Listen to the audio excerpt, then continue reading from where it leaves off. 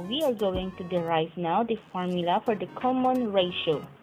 We are going to use the formula for the nth term or general term of a geometric sequence. So that is t sub n is equal to t sub 1 times r raised to n minus 1, where t sub n is the nth term of a geometric sequence, t sub 1 is the first term, r is the common ratio, and n is the position of the nth term.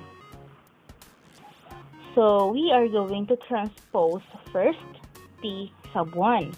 To do that, we are going to divide both equations by t sub 1.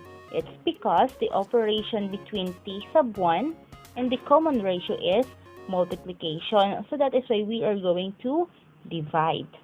So we have now t sub n divided by t sub 1 is equal to t sub 1 times r raised to n minus 1 over t sub 1.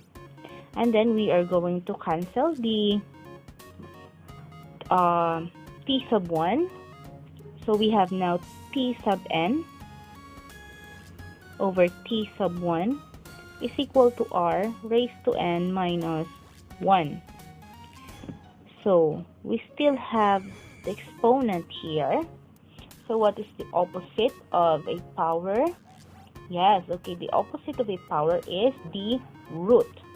So that means we are going to get the n minus 1 root of the term. So we now have the root n minus 1 root of t sub n over t sub 1, and then n minus 1 root of r raised to n minus 1. So we are going to cancel n minus 1 on the right side of the equation.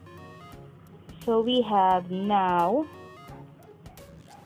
r is equal to the n minus 1 root of t sub n over t sub 1.